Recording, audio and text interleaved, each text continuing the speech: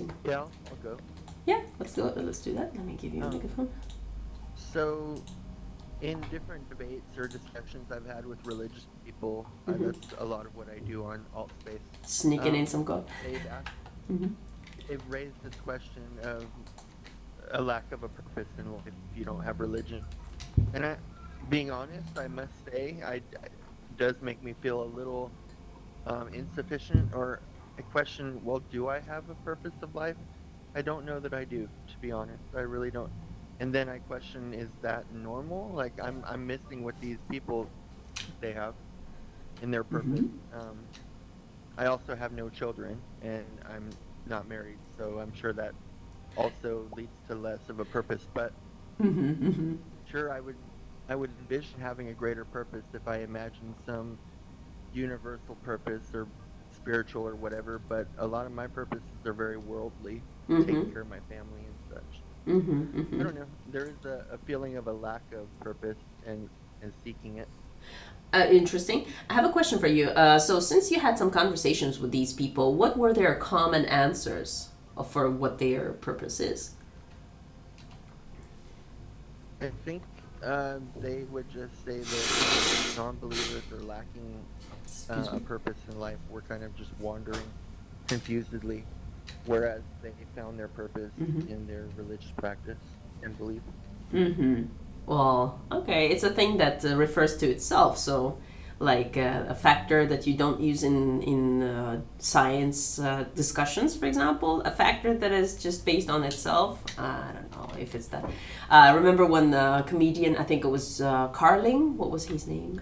George Carling, something. Yeah, George Carlin. Yeah, he said, let's take these 10 commandments. And he started counting, like half of the commandments actually were just for the purpose of the religion. And it's like, again, referring to itself. So 3 or 4 of them. Yeah, I agree with you. I must say that actually people who are religious, they do have more of a firm belief and certainty in their life.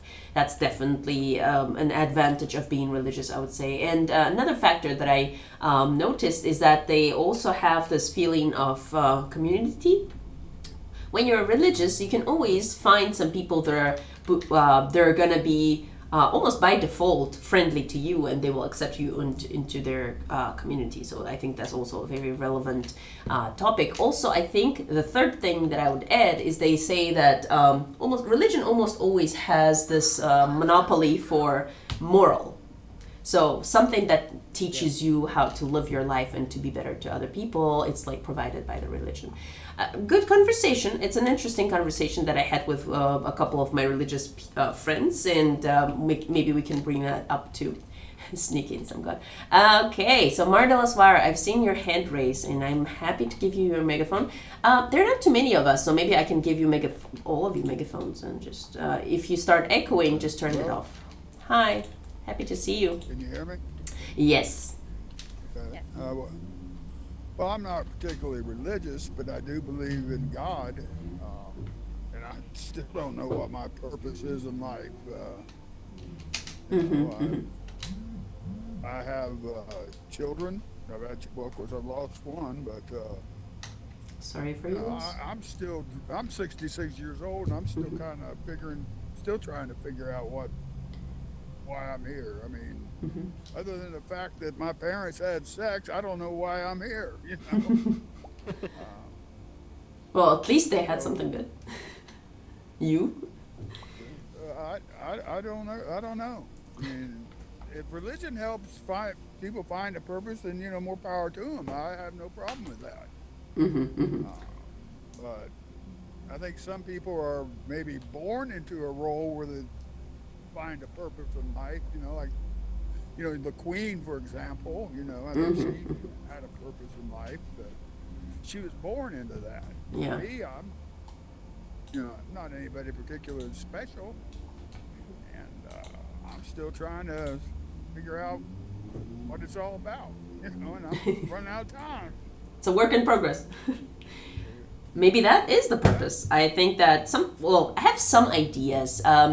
in my opinion, if you think about if you are looking for some answers, I'm constantly looking for my answers, and they constantly change because if I have new data, new opinions, new influence in my life, I just change my opinion and correct it to something new. So what I have right now is that when I try to find out what my thoughts are, I'm trying to ask other people and collect the information. What's the most popular answer?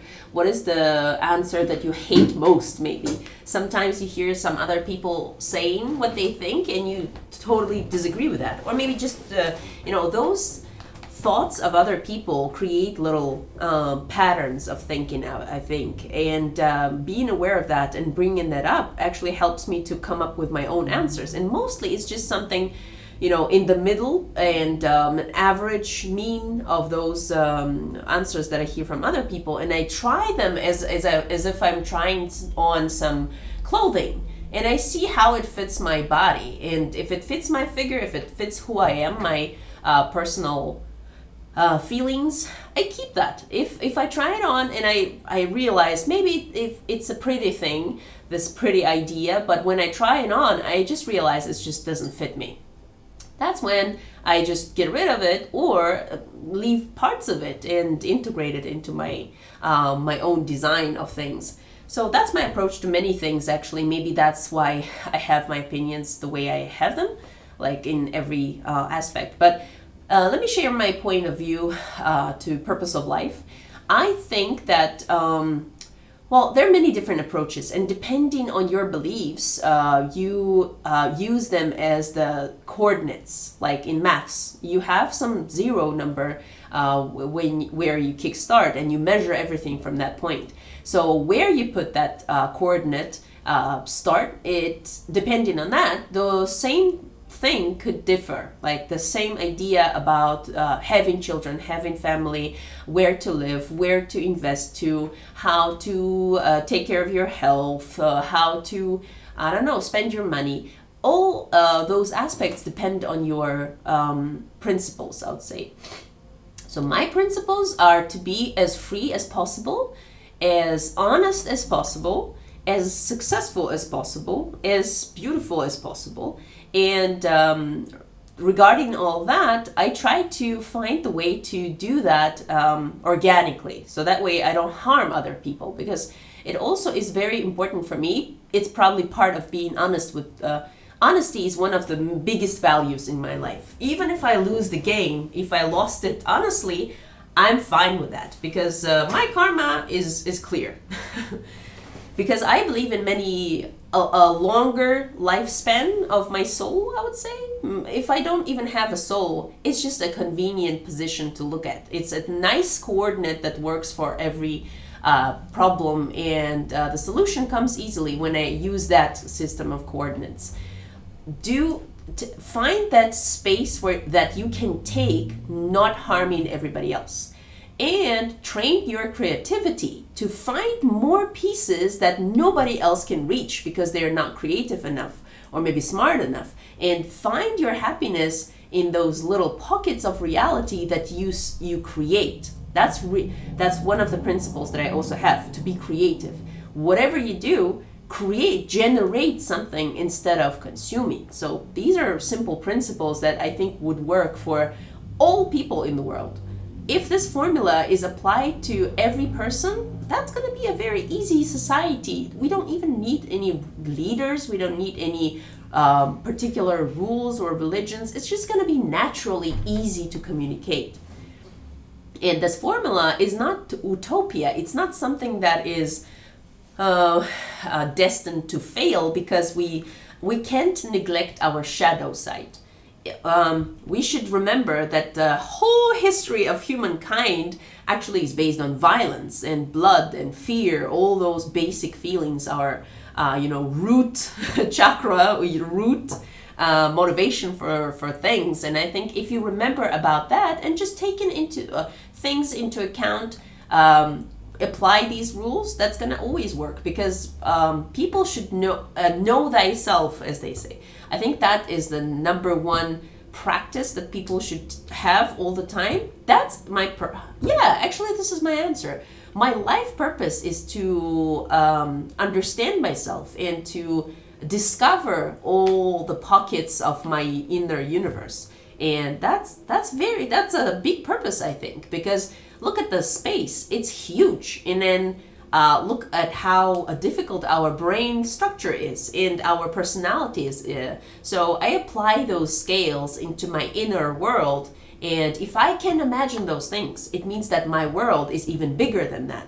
So I think that's a big goal and interesting one, and it's just exciting how huge it is. So yeah, it's more than my life scale. So it's exciting. That's probably my life goal, to understand myself, to create the explore myself and create new things using that knowledge. Maybe. Any thoughts? Any ideas? I was speaking for too long. Maybe it gives you some food for thought. And I see one hand raised, but I think that's still Mardel as well. Ooh, we have a false prophet here and true prophet at the same time. Yes. Mm-hmm. I can Somebody go ahead. Mm-hmm. go. I don't know. I don't. Ladies first? I hit my. Hold on. There's something behind me. Uh-oh. I'm sure I wasn't gonna knock something over with my headset. Is it a ghost? It was a drink from last night. There's a table behind my couch. I didn't even Nice. so I went like that. But Mm-hmm. purpose of life, I always think of things in like two ways. Like the one way is a life on earth. I'm not religious, but I still think about what's real and what's not real. I guess I don't know if that makes sense, but like on earth, so I have a long history of I was born into a family where really quickly my job was to take care of everybody. I'm the oldest of 5 children. My mom left whenever I was 11, so we were, at that time there were only 4 of us, but we were 1, 3, 9, and 11. I was the oldest, and my dad was 32. And even when she was there, she wasn't healthy, so it just seemed like I was there to, well, I literally was there to take care of children. I mean, I don't know if it was my purpose, but that was my life. And so I took care of my, the 1 and 3-year-old, and my 9-year-old brother. We took care of each other. We took care of my dad, and he took care of us. I mean, it was just a thing, right? And then, anyway, fast forward 20 years later, my dad died of cancer. He died, he lived for 2.5 years after he was diagnosed terminally.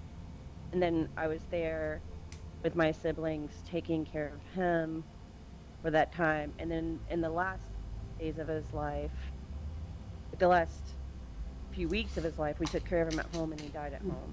Mm-hmm. And I was there with what were my 1 and 3-year-old siblings. My other brother was with his family, and my other brother was with his family. But I was there with the 2 youngest, and my dad died in front of us. And then we took care of. Well, we all did, but it was my job to take care of all the stuff that happens when people die. And then the whole family, because now they were in college, like they were 20 and 23 and 21 or something. Mm-hmm. Anyway, so I remember thinking, like, was I literally just put on this earth my whole job? Like, is that it? I'm just here to take care of everybody else. And it was like sad, and just couldn't believe that I'd been doing that my whole life. I don't know. And then anyway, and then I had a child, and then at that point, and then I was in the military. I was in the United States military for 20-something years, and I was taking care of all these airmen, like hundreds of airmen. And then I thought, okay, maybe it's okay if my purpose is to take care of people. Like, maybe I love doing this, or I'm just really good at it now, or maybe I was born good at it. Who the hell knows? Maybe the world wanted me to be here to do it. But I accepted it more and sort of embraced it, especially with my son sometimes when I'm having a good day. And whatever. So there's my, like, what I've, like, literally my purpose has been, whether I wanted it or not. And then on the other side, I think that we're humans, and we seek purpose, and maybe there's not one. Like, maybe we're literally just born here. and that's not important. Maybe it Well, doesn't yeah. have to be important. I think sometimes Mm-hmm. we try to find importance or significance in this. Mm-hmm. There doesn't have for me. There just doesn't have to be any. Like it can be that we were all just born here, and today we all just happen to end up in VR here, Mm-hmm. and then our purpose. Then my purpose is to learn, And to teach. love, teach, grow, have fun, connect, create, try not to hurt, Mm-hmm. and all of that. But I think that's just a self-defined purpose, and I'm not sure that I believe at all that there's an actual purpose for each of us individually that came before us, or like was, like that, or that Assigned. is really maybe even important. Mm-hmm. That we get to define that if we choose to, and then we get to sort out how we feel about that if we choose to. Yeah, exactly. That's where I'm at with purpose. Yeah, quoting Paul again, he said that I think the meaning of life is just the meaning that you give it. So with the purpose, I think it could be, this is a minimal plan that I always have. Maybe if it doesn't have any meaning, it just makes me feel better if I believe in these things, and if I make these things meaningful. Because at the end of the day, it wouldn't hurt to achieve a little bit more, to see a little bit more, to experience a little bit more, because it's going to motivate to do things, because you just assigned your purpose the same way you assign your goals. So you can spend your life just in the same place, or maybe you can set some goals and try to achieve them. It's your choice, and it just doesn't hurt if you make a little bit more than less. But also, if you can't make a little bit more, why not? We can just always accept the scenario that suits us best, and it doesn't hurt any other people, I think. So yeah, thanks for bringing up that point of view. I think I always think about people who are in difficult situations whenever I talk about anything, with people who are very idealist, they're idealist, or maybe they just want to believe into a very pink world where everything is just so beautiful and great, and everything is just fair and just. I'm like, what about those people who are born sick, and those people who are they really objectively have a very difficult life, and some people have a very simple life where they're born into a rich family, and they just sometimes they're rich families that are criminal families, or like they stole somebody's money or life or something, and they still continue their life very easily and happy nearly. So I don't think there's justice as we think of it. But speaking of that, the same situation, it makes me, as I said, my idea that makes me feel better is that there are more than one life. And whenever you do something, when you do a good thing, it's just a moment that you have to appreciate and live through and collect that experience into your box. And yeah, another idea that I have for purpose is just to test everything that is possible in your body, in your mind, in your situation, that day where you live, and with that circumstance that you have around you. So, but if there's something bad that happens, it's like a trial or learning. When life is hard, we always learn much better because there's a big motivation there.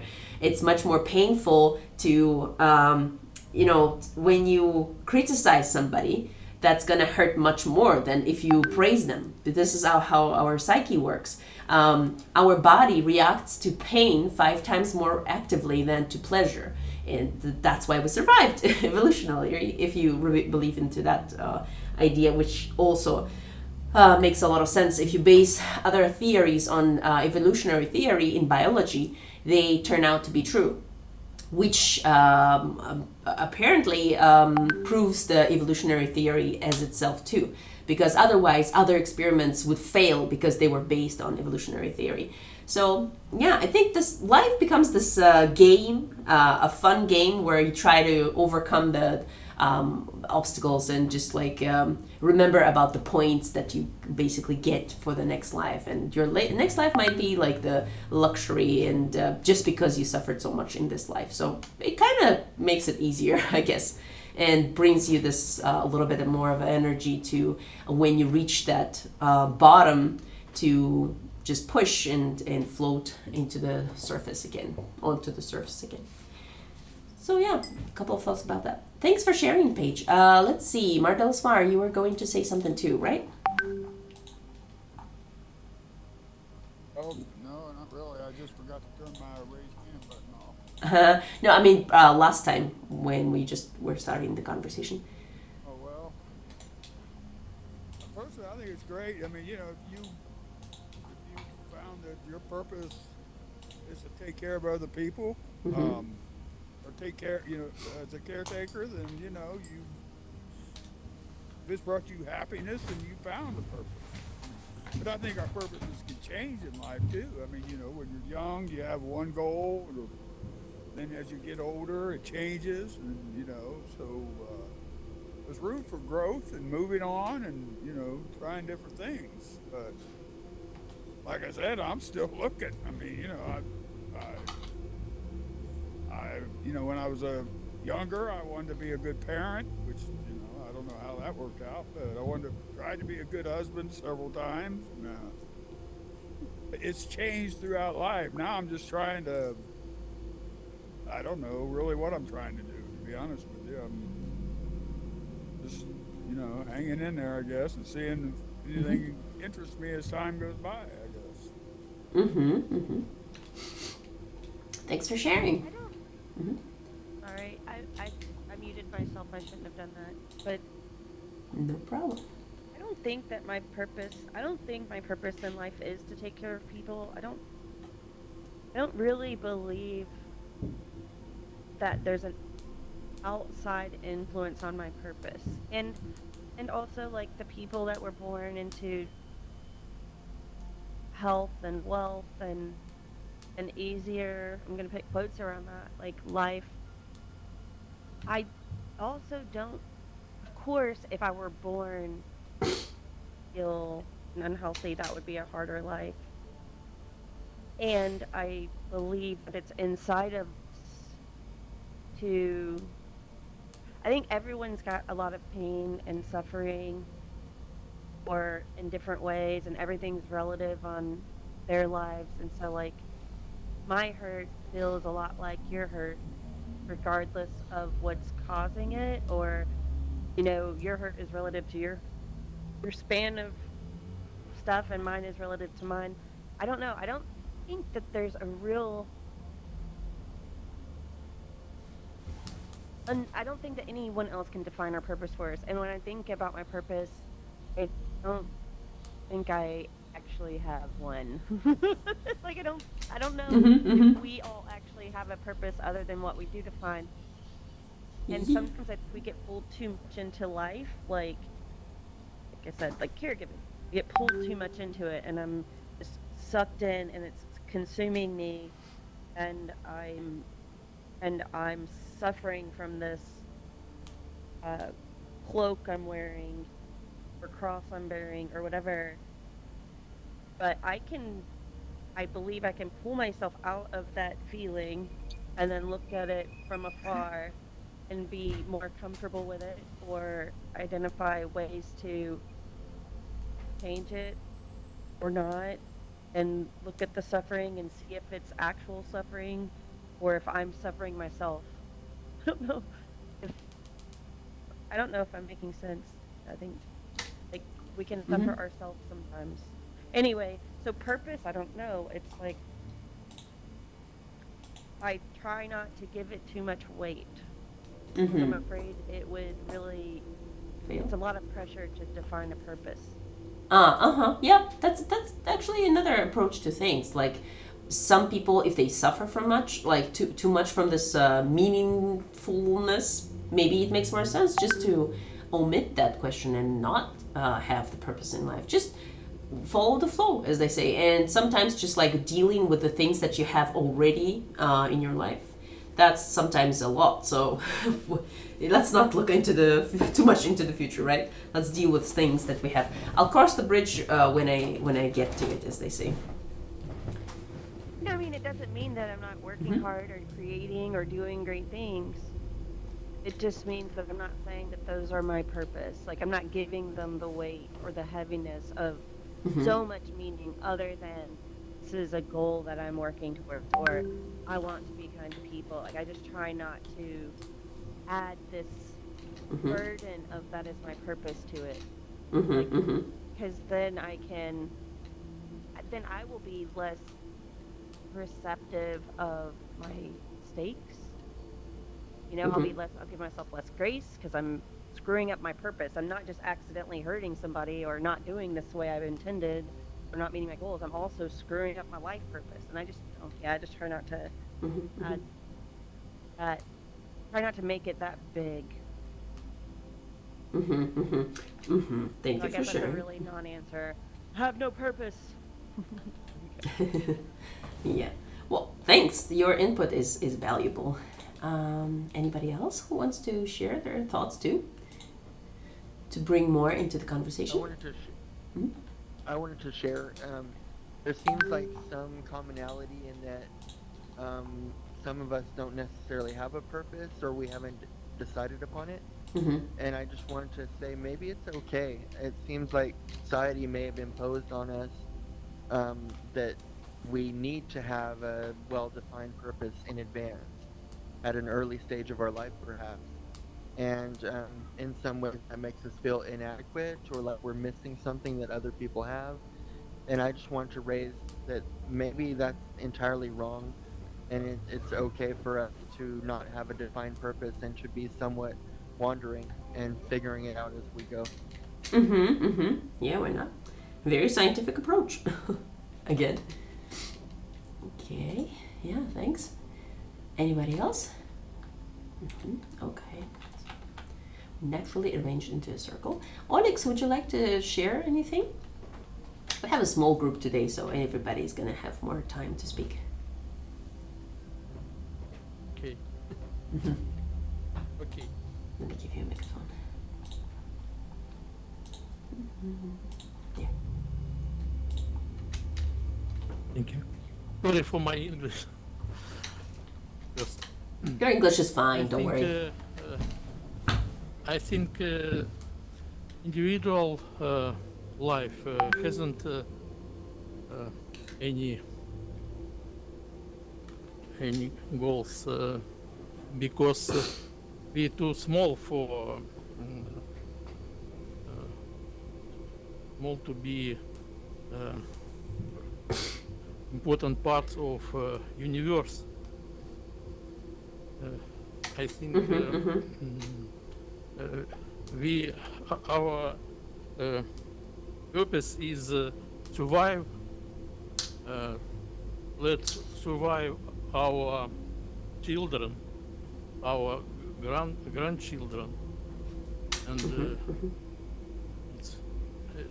it's all of our purpose as a live creature, as a live species.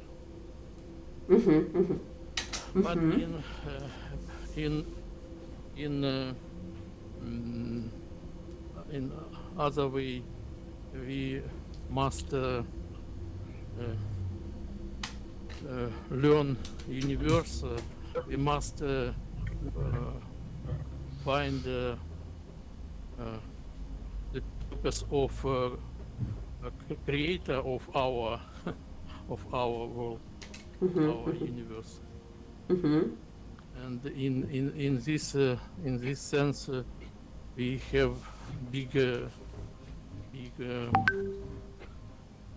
goal in our life. Thanks for sharing.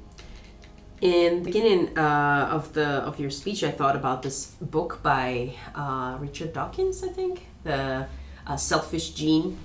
That this book is very provocative. It speaks about our genetics, the way that our body and intellect, it's been just a mechanism for the gene to survive and to replicate, and it's has only one purpose, to multiply and continue living. So it's just like a funny perspective that devalues the intelligence and how smart and amazing we are. So yeah.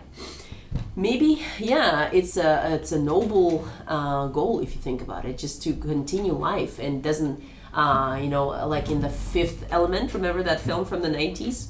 Just for life has to continue, has to survive. That's all it does, and the fact that life exists, it's victory already. So yeah, that's a good perspective as well. Anybody else? I think Abby, if I'm not mistaken, no, it's Andy, right? Somebody's in the room who's far away somewhere in Asia, so that's always curious. Our geography is fun tonight, by the way. 2 people in Europe, 3 people actually, and some people in America, right? Mostly. And yes, that's where I was looking for. Andy, it's I'm not very good at geography. Is it Is that Indonesia? Indonesia? I think Maybe Malaysia. Malaysia. Not sure. Maybe Singapore. Or Singapore? Would that could be Singapore?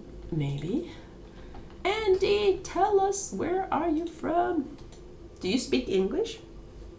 Oh, hold on a second. I think he might not have the microphone. Or she, doesn't matter. Hi. Yeah. Anyway, that would be fun to learn more. Maybe Vietnam. Who knows? Yes, I'm traveling soon. Hopefully, I'm traveling soon. I just bought tickets today to Thailand in a couple of weeks, and very excited for warm weather and another culture. Yeah, that'll be fun, and I'll try to learn something. Well, Thai language is not as easy, but I know like just a couple of phrases because I had a couple of colleagues. But still, would be fun to learn more about another culture and another language. As I'm a linguist, it's always the best. Going? Yeah, the first. Where? Thailand. Yeah. Thailand. Mm-hmm. Phuket. It's like an island. There are different parts, and maybe he's from Thailand, so I'm curious. They have very spicy food, I know, and... I've been to Phuket. Oh, tell us. 10 years ago. It's been a while. Oh, I'm sure. It's nice. It's very touristy, but it's nice. Like it's very warm, and people are very friendly. It's quite cheap, and there's a lot of things to do. Like there's like a night market. The food's amazing. Make sure you eat everything you can find. I think like it was so good. I had a great time. Yeah. Cool. Yeah, I bet.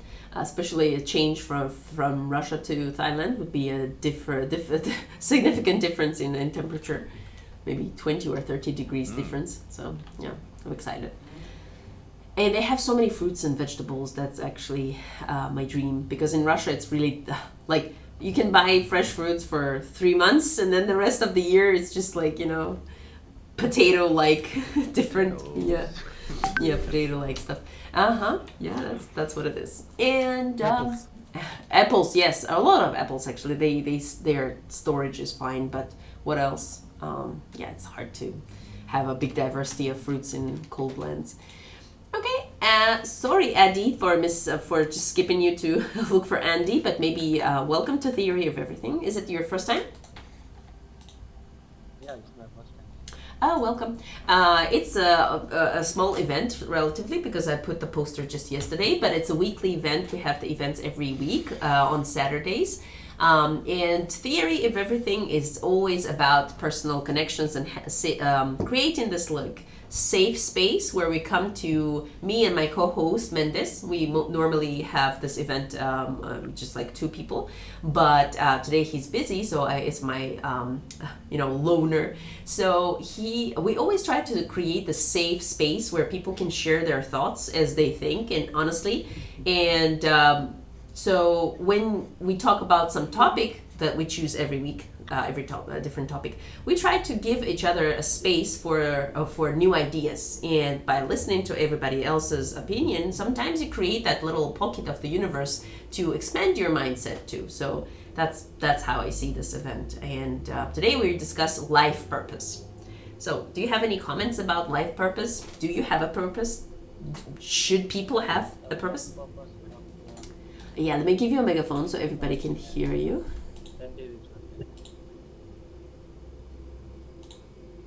There you go. So, life purpose of a person or in an individual level? I don't know. Share some different levels. Just share anything you think, so that way it can create us some new ideas. I think life purpose is like you find your life purpose, not something that you are born with, right? So it is uh you get the life purpose when you have a experience or you go forward in life. For example, you can take an example of Elon Musk, right? He wouldn't be having a purpose of doing of landing onto the Mars and colonizing the Mars, right? When he was born, but it came with him like when he gained the knowledge, when he gained like when he met new Sorry, I people muted you. with new You were a little experience bit and everything. noisy.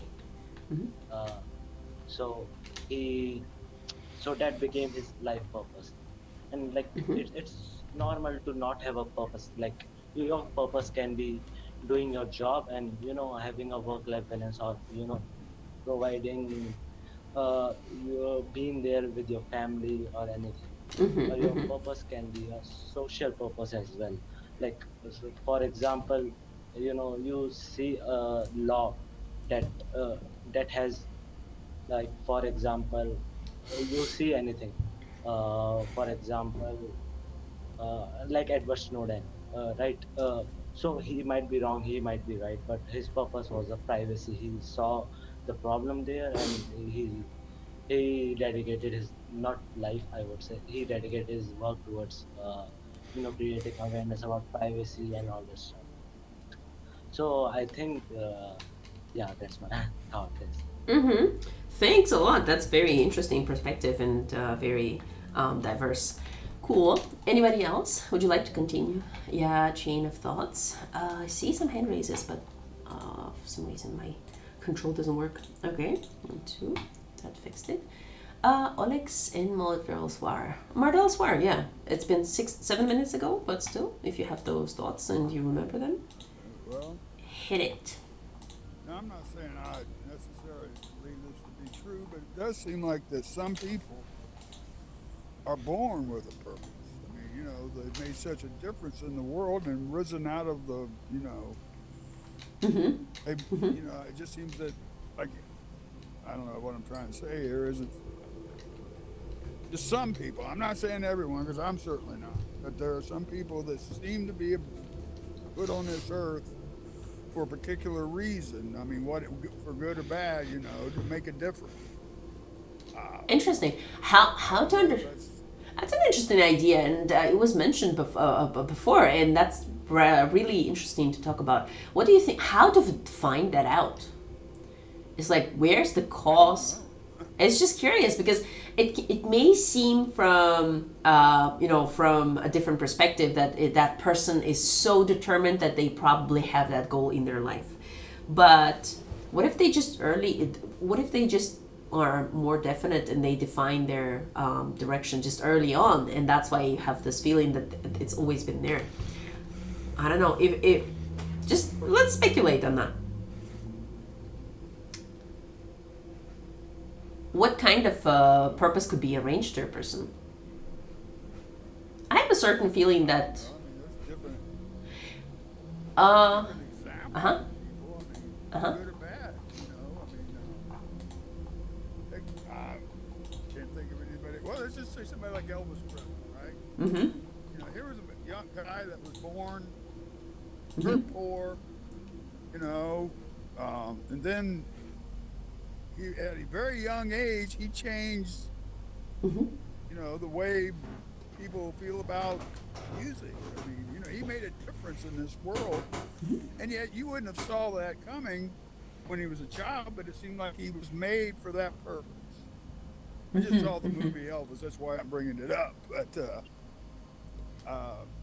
he's he had such a talent mm-hmm that even though from his humble beginnings, he was able to make a difference in the world. And it mm-hmm seems to me that it could have been that he was born to do that. That's just a theory I have. No, I don't base that on anything other than my own thoughts. But that's mm-hmm just something I was wondered about. Yeah. Let me ask you this. You said good or bad. Like, what if? Let's imagine. Yeah, good is easy to imagine. For example, Eddie, for example, looks like a Mahatma Gandhi, right? If I'm not mistaken. Or like maybe Mother Teresa. We have all those examples of good people, right, trying to make the difference in the world. What about bad people? I wanted to talk about that one.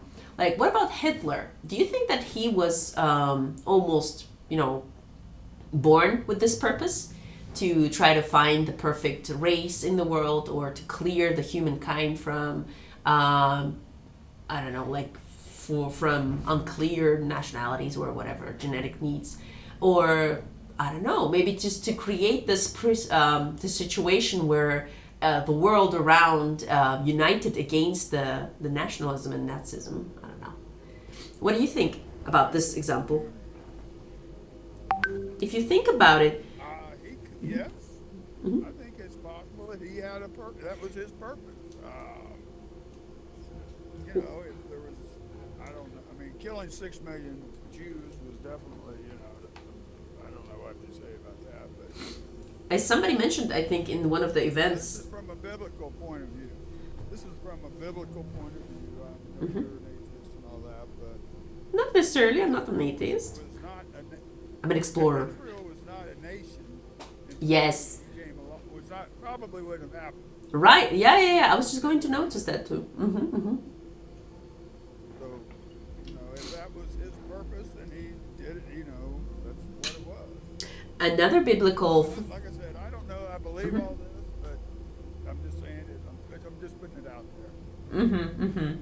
Yeah. Another good point from the Bible. I thought about when I was a kid. I thought about this Judaism, and I'm like, oh, it's funny that it sounds pretty much the same as Judah, the person who betrayed Jesus.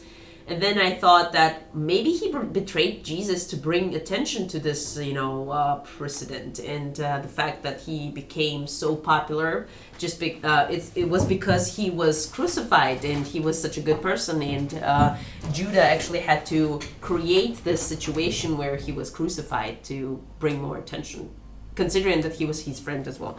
So that was like the dark side of the moon, if you think about it. So. You never know. I believe in balance. I think that some things they either happen just because, no purpose, nothing, and then they cause the chain of events that actually brings to some consequences. Sometimes good, sometimes bad, or afterwards people have this tendency to create more meaning around it and say, oh, that the whole purpose of that thing was this, and who knows. Both variants of thinking actually, suit their purposes. As I said, they sometimes just make you feel better. I think there's a way to actually measure, Ah, cool. how, like you can put a purpose. Bring it on. What do you think? How to define that? I think we should look at it from the point of humanism point of view. Like, if your purpose helps human society and species flourish in this world, and I would probably consider that as, like I would, as a good purpose. But if you're going backwards and push humanism in a backward position, or make it harder for them to survive, I think that would be, that could be going like when someone brought up Elon Musk. I think that he uses technology to help human SpaceX? species flourish in its own way, right? Like it could be a scientific way, it could be like a technology way, Social way, solar panels, yeah. Social way, And a city in philosophical Texas. ways, what kind of a contribution you can actually do, right, to help. Yeah, like his like a lot ideas. of people find their purpose in ways of helping others. That's also a way of increase the human species flourish in general. I think that would be a great example. But if you look at what Hitler did, if that was his purpose, it wasn't really helping human to survive or thrive. That's pushing it backwards. So I'd probably see that as a bad life purpose.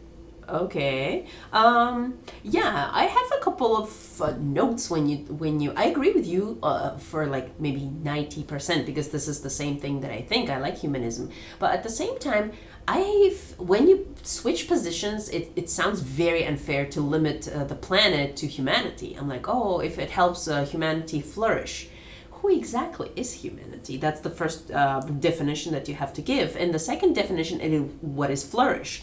Because, for example, if you take the situation in the world right now, people in developed countries are flourishing, but some of the most powerful and most developed countries are doing so by colonizing other countries or having some history of colonizing or doing a thing that where they inside their country, which is, it seemed very true when I was in America, that inside America they create this perfect society where everything is just so fair and so abundant and everything is great and everybody's so happy and cheerful. But at the same time, the economy is based on heavy marketing, I would say, because creating Hollywood and if you ask young people in Russia, like the majority would say that what's the best country in the world, they would say America because its marketing is so good. Its social system and medical system is terrible, and it's not even in top 10 of level of life countries because the top 10 are Nordic countries. Switzerland, Denmark, Sweden, not USA. No, USA is number 15 in the top level of countries with a high level of life. Australia and New Zealand are even higher. They're 5th and 7th, something like that, around that.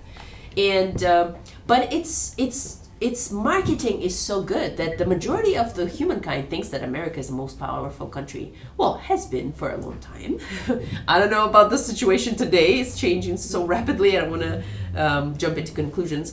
But if you think about it, the majority of the production is in China. The majority of even Apple production is some elsewhere. And the majority of its resources is just imposed onto the rest of the world because the economic systems are based mostly on American rules, and that's why it makes it much easier. So that's the situation where you beat others, and that helps you create some value for your own people and for your own in-group of people. So us and them, still there's some difference. But I think if you think about it in a general perspective, it's the same thing that we do with animals. Like there are some terrible figures that actually David Attenborough, if you remember, that's an old guy who's 90 something, I don't remember. He's a very popular host of those Animal Planet and BBC documentaries about the planet. And he's been doing that job for a long time. And last year, 2 years ago, in 2020, he had a film that is called A Beautiful Life, Wonderful Planet, something like that. Let me Google that real quick. And he speaks about his personal experience just witnessing how 90 to 95% of the biomass in the world had turned into the food for humans. It's mostly the wild animals are so they take such a small amount of biomass right now, like less than 5% or something. Watch that film. I think that's definitely would change your perspective to some things, like maybe little, but still. So the point is, I'm trying to drive to the point where it's not really fair to think that we are the only prioritized species in the world. Yes, we do have intelligence, of course, but we also are aggressive and cowardly species, basically, because we survived because of that. The one who runs and is scared survives in more cases, and that's why that becomes our inherited inner basis wiring. But when we have so much power, we tend to abuse it, I think, and that's the situation on the planet actually shows that already, that we change everything around us to make it more comfortable. So yeah.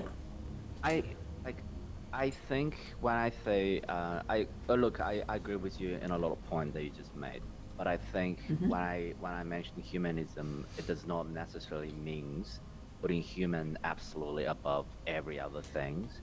It's about the surviving of the human species, like compared to any other things. In fact, if we don't treat our planet very well, it's actually not good for the surviving of human species. We should actually do quite the opposite of what that problem Yeah, that. brought up, like treating animals well, but at the end of the day, you know, like human, like your first question you ask, how do you define humans? You know, like humans define it from my point of view as a species that we are. You know, like we are the same species, and I clearly wouldn't, you know, confuse a dog with a human species. It's not a human species. So I would devote my life to find meanings to help the human species to survive, not necessarily help dog species to survive. Although I wouldn't just go and destroy them, because I don't think that's gonna help the human species anyway. You know what I mean? Like, but it's not gonna be the optimization center of a purpose. You know. Maybe, but that's Or the human in shady general. area. I think that's the shady area. That's why the language is so important to me. That's why I would change it for saving all living creatures. Why not? Saving life? Yes, why not? I would change the definition. 1 or 2 words changes the meaning a lot, and it changes the way you think.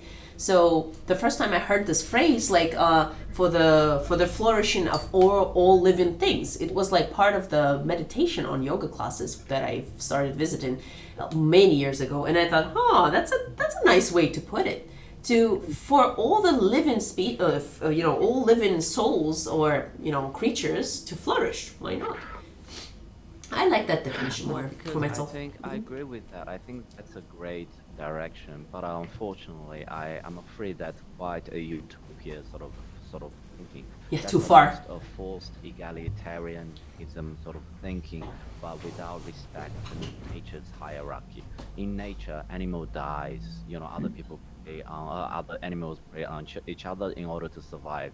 It's not a pretty world, but that's what nature is. Like, it's not up to us human to interfere in that particular way. Say, hey, you know, we're here to help with all the living species so no one dies. There's gonna be, you know, rainbows and beautiful sunshine.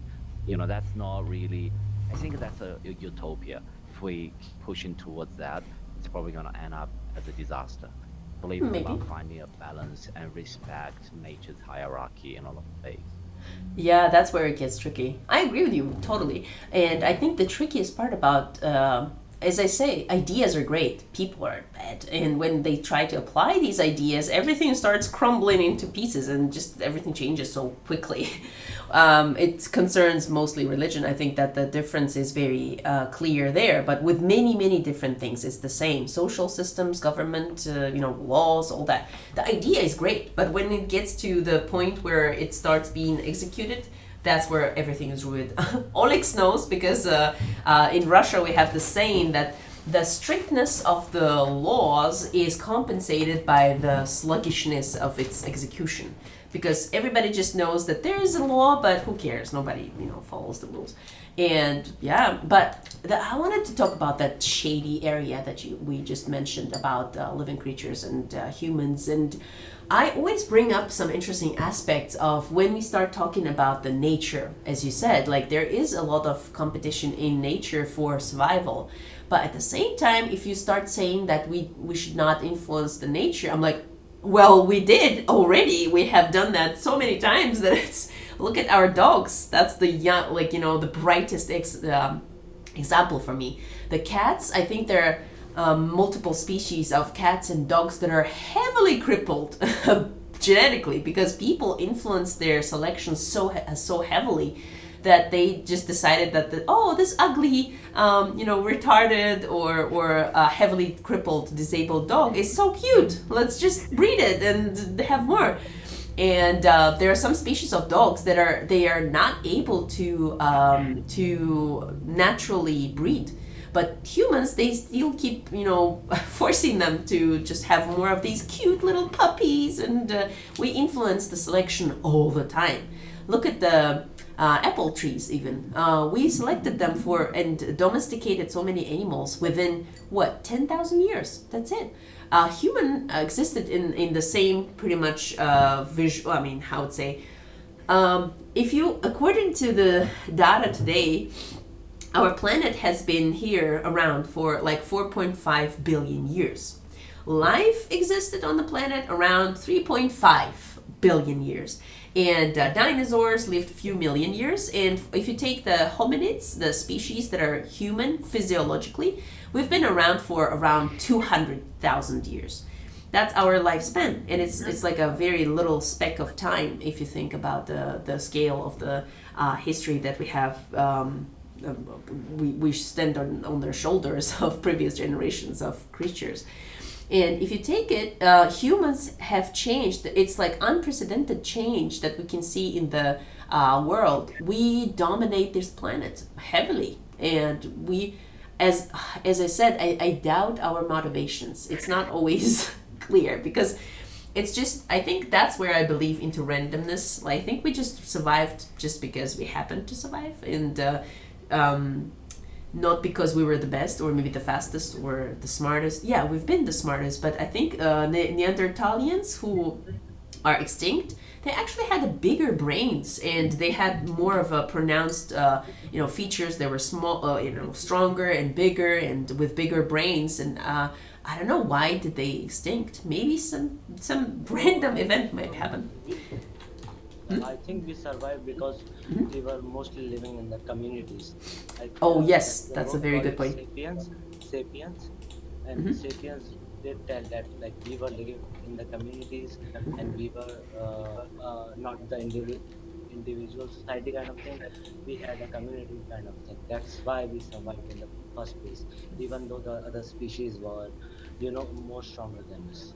Yes, great point. And I think that I don't know, factoids, or maybe the language was also I think it's interconnected with social structures, because you have to communicate with your group, right? Our brain, as they say, increased in size when we started living in communities more than 150 people, because you had to remember everybody in their stories. It's been a question of survival. That's why we had to maintain all that data in our head, and that's why our brains were started growing. Well, of course, if you remember about the stoned ape theory, maybe that also contributed. Yeah. Yeah, as they say, like, well, yeah. Okay, so I guess switch positions since the circle is a little bit changed. So, regarding that good and bad point, I think we always have a gray area. We have to maintain a balance between Yes. good and bad, right? Mm-hmm. So, so some point of domination is required for the survival, and some is like literally unnecessary. Killing of animals for their skins and all that stuff.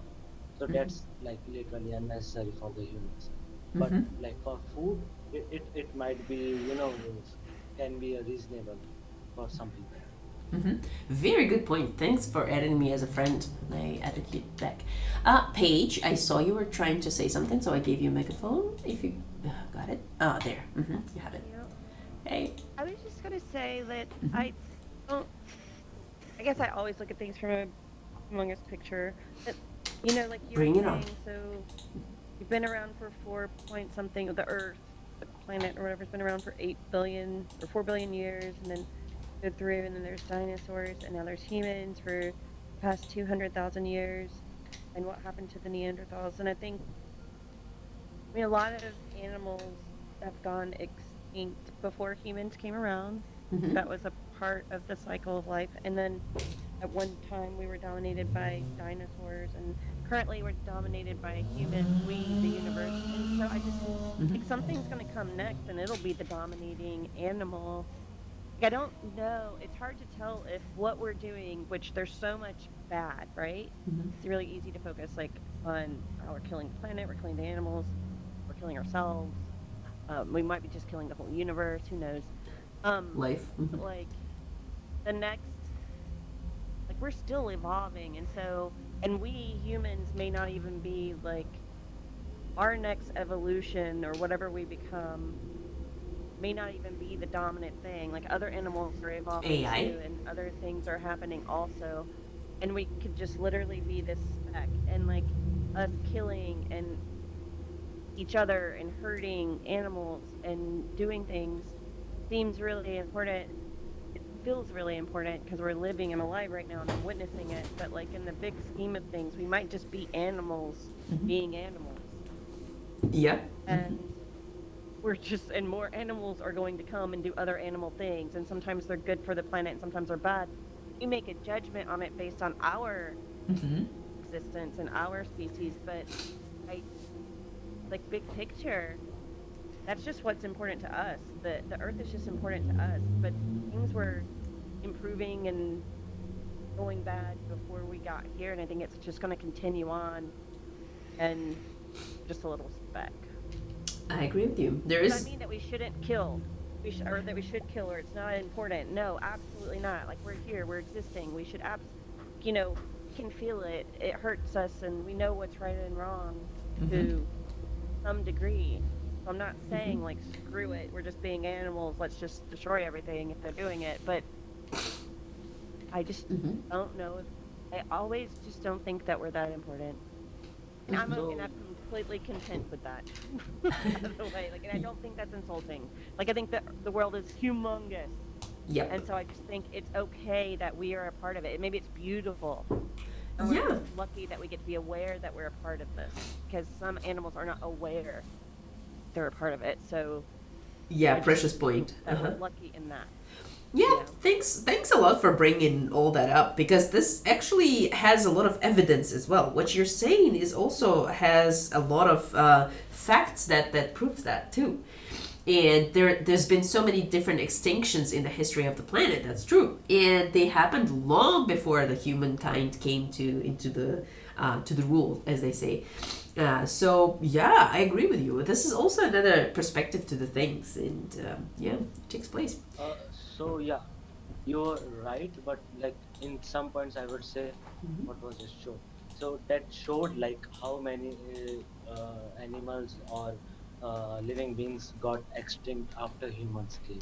So that is also a point. Like if you will compare that, so in humans, that will be like a huge gap between that. Uh-huh. So Acceleration. humans were responsible, and so you Yes, said for like sure. human won't, yeah. So humans won't be a dominating thing in the future. You said that. So yeah, I would Maybe. agree in that. So might be like the conditions of living changes or something. Environment changes is going on, right? Climate change. So it might not be a suitable condition for us in the future. So that can be also a factor that we won't be existing. Yeah, AI is a huge factor. It's like a very important thing. We might be facing the conception of new form of life, and like synthetic life would change the game very quickly, I think, because artificial intelligence, given so much power, electricity, connection, internet that we have right now, it's just a huge amount of information that is stored on the internet.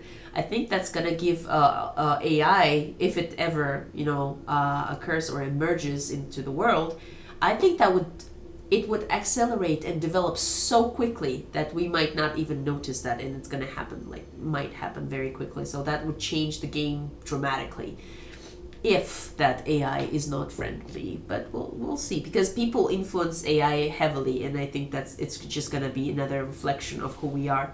That is gonna be, if it's ugly, we'll have to face it. It's our reflection, or it's just gonna change the game. Like, Uh-huh. sorry. Tables have turned. I've been thinking a lot about sentience, right? Like if AI becomes sentient, so it knows what it's doing, it's aware, and it can make its own decisions. And like I look at humans as like the sentient animals on the earth. Like, and we see that in some other animals, like some dogs, right? Yeah. Where they're aware and they're afraid of things they wouldn't have been afraid of before, and where they get their feelings hurt. People can, sure, some people might think that dogs don't have feelings. My dog, there's dogs that cry, like literally cry. So I just think like we're sentient enough to have motives other than reproducing and surviving, and so we get these other motives like power or greed or Violence. uh, Just the pleasure of it. violence, Yeah. like whatever the case may be, for the pleasure, like the other stuff, and it's like we're sentient animals, and that's where that destruction, like you're talking about, like all this stuff that we've done. I don't know how unique that is in the big grand scheme of things.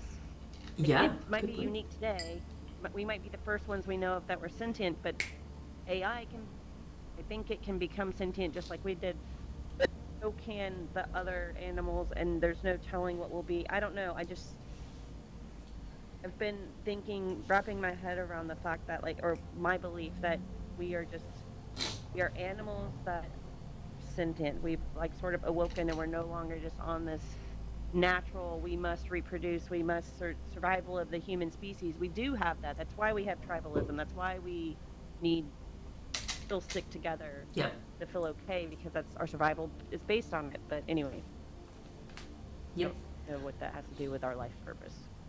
Yeah, actually, we can take it back. Oh, well, it's theory of everything. That's why it's everything. You can always easily segue from one topic to another. Yeah, speaking of which, I think the amount of data also heavily influences the way we think, because we say that we are unique and we are, even with extinctions even. Yeah, there's been some extinctions before us, but they accelerated after the humankind started influencing the planet more. But the question is, do we have enough data to say that? Because some data is just almost impossible to achieve. And same here, like when we start talking about, oh, we are so unique, no other animals have this or have that, like emotions or maybe intelligence or their self-awareness. But do we really know? Do we understand what dolphins sing about to each other? Do we know what octopus or octopuses, actually I read somewhere it should be octopi, the plural form. Anyway, octopuses, how do they communicate? There are some crabs in the sea that see 22,000 different shades of colors. We don't do that. They use their claws to boil the water so quickly their movements are, and some things like almost like unnatural if you start thinking about it, about nature world. If you just look a little bit deeper into that, you start seeing some amazing things. And the question again is, do we lack some data? I think we heavily lack some data because our science is very new. We started learning something about the brain actually 30 years ago. That's ridiculous. 30 years ago, the MRI machine was invented in 1990s, and that's only where it started. And the majority of countries actually still have only MRIs, not fMRIs that show your brain in real time. It's just so difficult to explore even the machinery of the brain. I'm not even talking about the consciousness. What is consciousness? It's like another whole level of things. It's like we've known the relativity, and now it's like quantum physics, and you're like, you think, what? It never ends. The data never ends, and that's why I think that if you look into many things retrospectively, it's just difficult to imagine some data to be revealed in some cases, and that might, if we had that data, that could change the way we think and the way we see things. So yeah, that's another point about the way we judge and how we find our life purpose also might depend on what surrounds us and what data we get. Hello, Zix. I think you've been around a couple of times, right? Is it your first time in Theory of Everything? No, it's not your first time. Good. Excellent. Welcome back. And today we are discussing life purpose. Do you want to jump in and say something about it? Or do you want to chill before and listen to everybody else before you speak? Okay. Anybody else wants to share their thoughts, ideas? By the way, Zahra, hello. Mijir, I suppose you're from some interesting country. Let's find out. I like your outfit. It matches mine. Since my beginning of these events, I started using same colors, yellow and purple. I do that on purpose. So I'm like, oh, she has the same outfit colors. Would you like to share some ideas, thoughts about life purpose, just everything we... Sure, I'd love to. Oh, cool. Yeah, Nice. sure.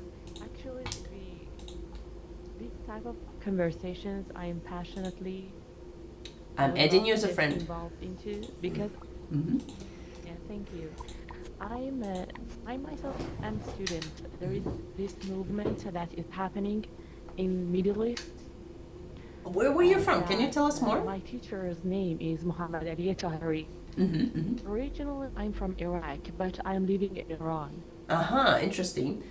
Do you Yeah, speak I have a Persian or teacher, something? yes. Yes, both of them. I speak Arabic, which is my mother tongue, and I Mhm. speak Persian or Farsi. Mm-hmm. Tamam. Yeah. Okay. Yeah, thank you. So I have a teacher whose name is Muhammad Ali Tahiri, Mm-hmm. and he scientifically is trying to prove to the world that there is, besides matter and energy, there is a third element in universe named consciousness. Uh-huh. Good idea. Very interesting one. We have taken, yet this is extremely huge discovery. I mean, do you have any idea if we did prove that? Because we took the finding to laboratory, and according to the latest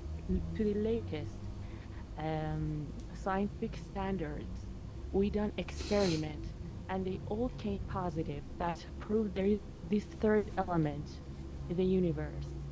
Mm-hmm. Because consciousness is not matter and it is not energy. So how we prove its existence?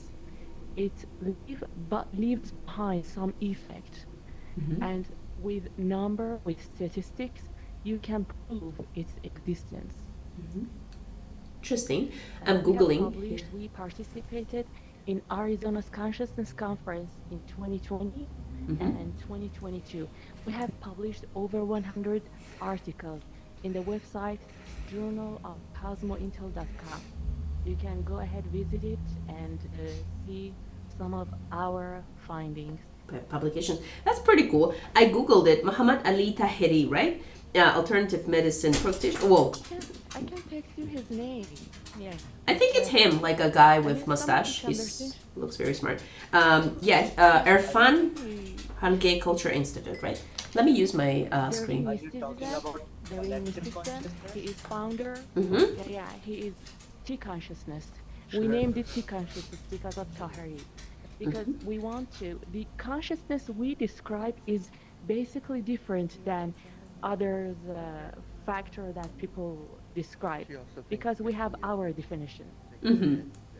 For example, if you go to a Hindu person, he describes consciousness completely differently. Mm-hmm. We have our findings and definition. For example, there was this conversation earlier that you were speaking how different we are from animals. We cover all the subjects in the classes. I mean, I'm still personally, I'm student and learning. If I'm not the best representative of You're the best we have. my teacher. Yeah, you're the best we have right now. Can you briefly share some ideas and thoughts, like as you think? Well, briefly, because we might not know about some things, but maybe we do know some background. So if you share and teach us a little bit, that would be fun. I'm trying. I'm trying. Trust me. I will do my best. For example, this is the universe we are living. Okay. Mm-hmm. Where did we come from? I mean, what's triggered life? Mm-hmm.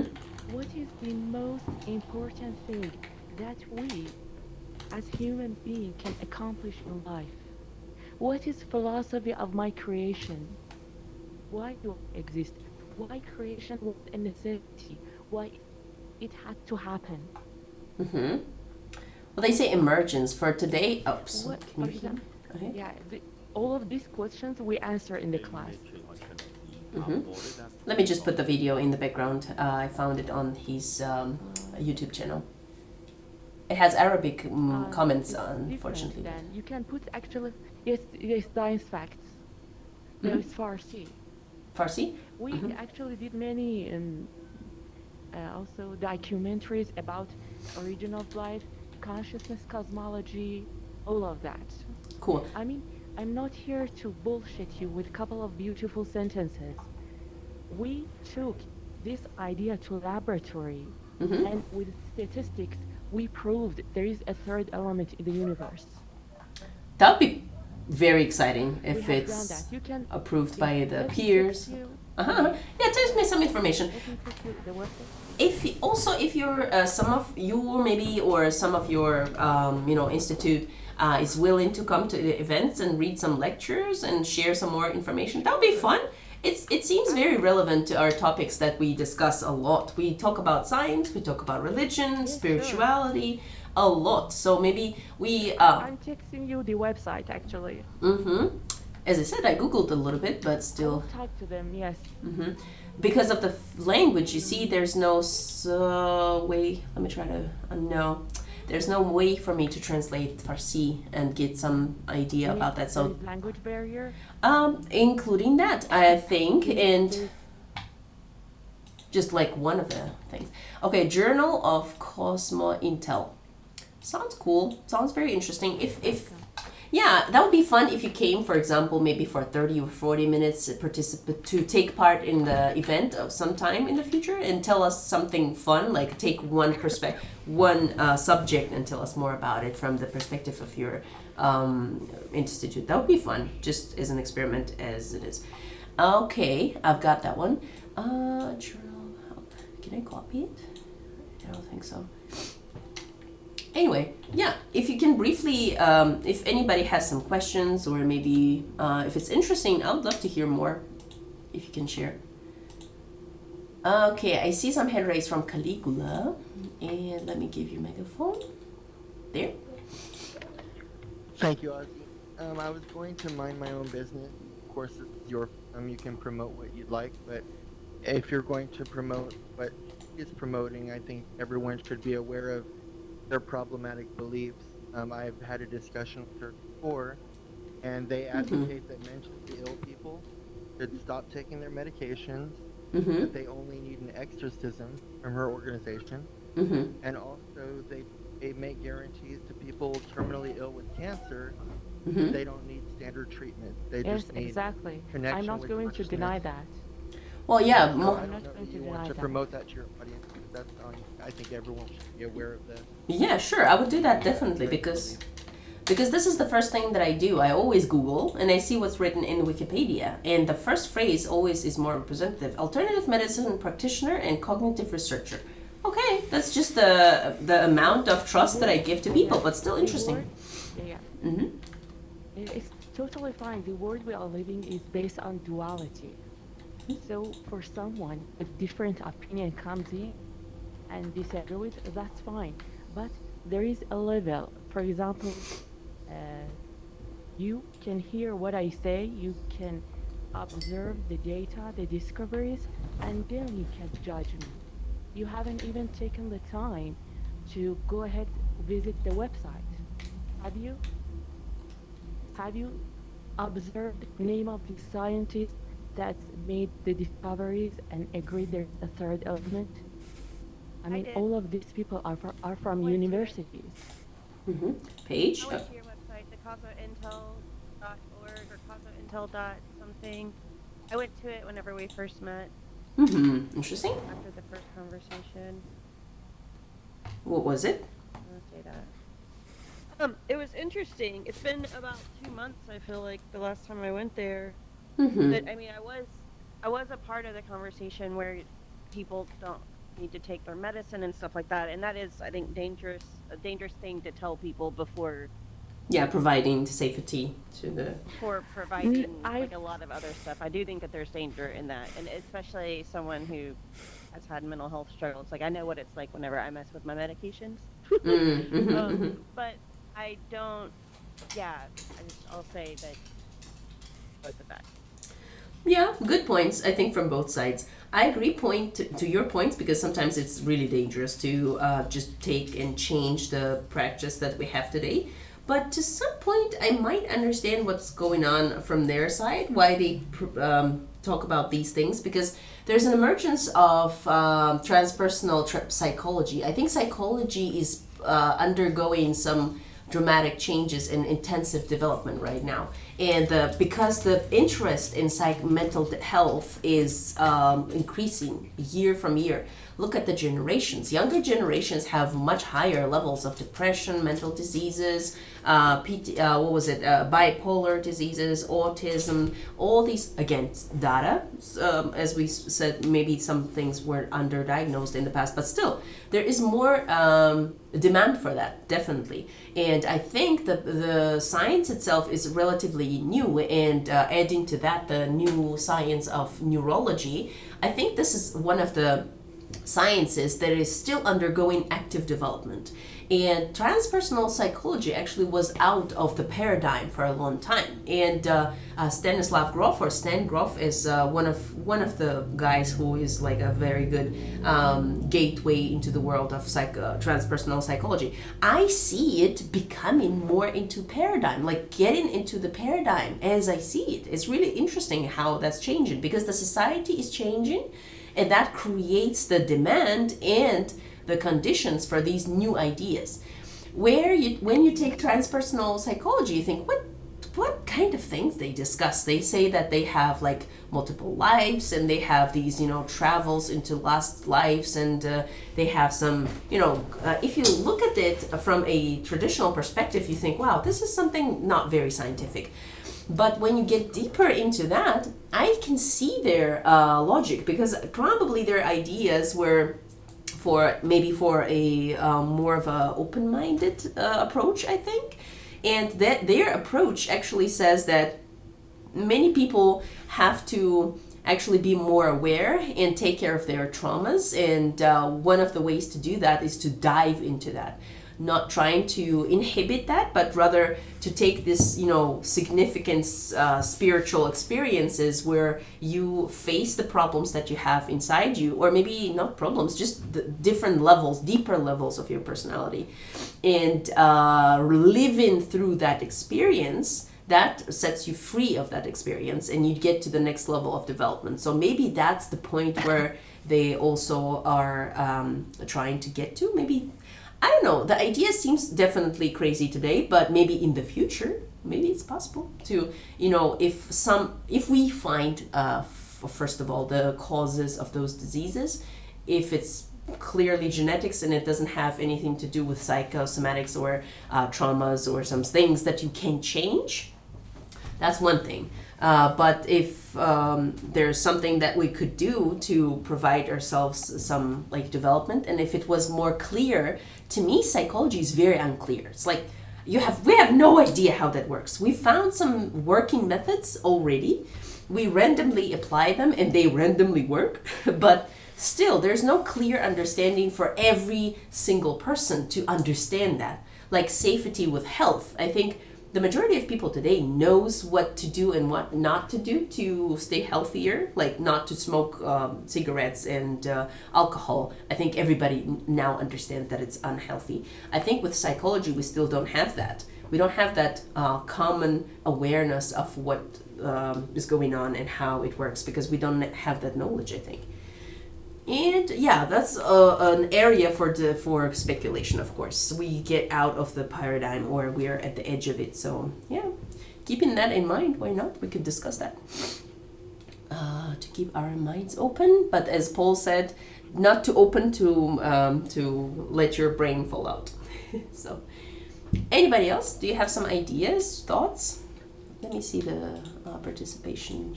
Okay, Olex. Probably have an old hand raised. So would you like to say something? You still have the microphone, by the way.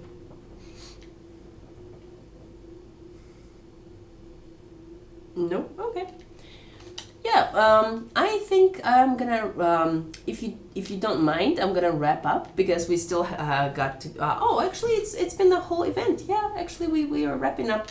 We were supposed to finish 6 minutes ago. Yay! So I was going to finish it earlier, but just realized that we hit the end of the event. Thanks for coming, guys. I think I added you all as friends, right? Including Zahra. So come back. It's a provocative topic to talk about, and it's going to be fun to learn more. Why not? And Farsi is interesting. Yeah, you guys are all my friends. That's really sweet. Thanks for coming. Next week, if everything works out, I'm not sure, because we have some other family event. It's a crazy thing in my life that last year on 29th of August, my husband's mother died of coronavirus, and we were going to have these family events after 1 year after that, and I just realized that Paul died on the same very day, 29th of August, 1 year later, and I'm like, hell, the universe is trying to tell me something. I don't know. And they were almost of the same age, 68 and 69, I think. So yeah, a lot of. Sorry, Ozzy.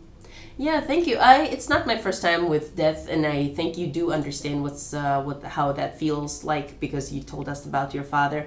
My grandma died at my hands as well, and like my father died when he was 58, and it was like a very dramatic change in my life in 2014. So I'm fine. I feel comfortable talking about death in a lot of times. Before that, it was just like crying nonstop, but right now I think it just it has become part of my life. And thinking actually one of the last events was called Death and Thanatophobia. I think you've been there, some of you. Yeah, so I think we'll come back to that point sometimes. I think it's useful to talk about the things that we never talk about, because yeah, why not? That's the purpose of our events. Okay, thanks for coming. You can stay for after party, but I need to shut up and let my throat rest for a little bit. So I'm gonna drink some tea, and thank you guys for coming. This is actually, it's amazing that you guys are a huge support for me to come back, because it's always very interesting to see you guys and learn more about you. Each time when you tell stories, I remember those facts, and you become more 3D for me, guys, because it's very, very I would say I value your trust. It's a very big pleasure for me to know that this space is safe and you are free to share some very personal moments. So thanks for doing that. And I hope we won't let you down with your trust. Okay, bye-bye. See you next time. Bye. Quick question. Bye, Ozzy, Ozzy. Bye-bye. Yeah, I'm still here. Mhm. I'm so sorry. Where can I watch the videos at? Because I won't be here next weekend. Okay. I'm out of town. Okay, I will try to.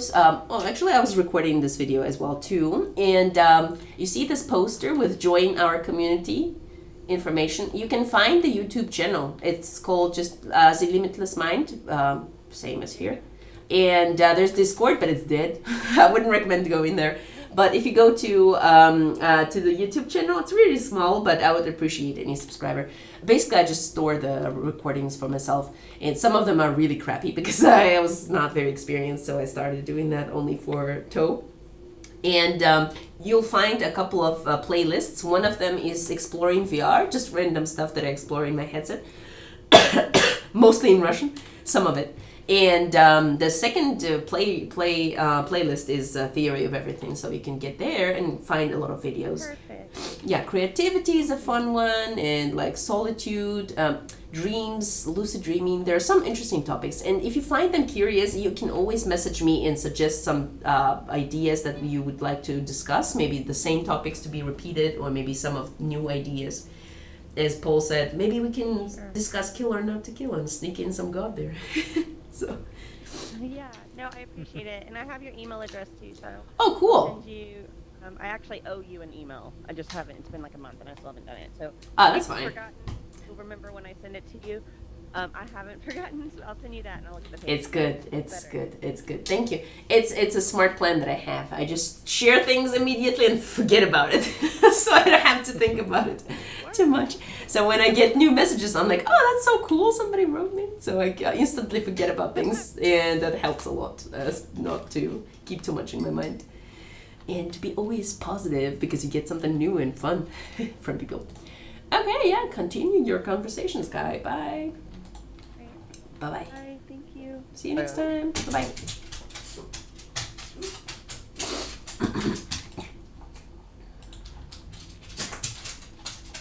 Что, ты гулять уже готова, да? Ну, давай.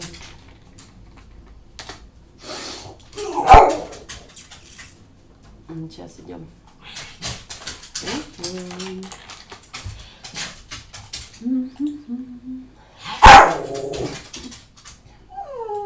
Сейчас пойдем.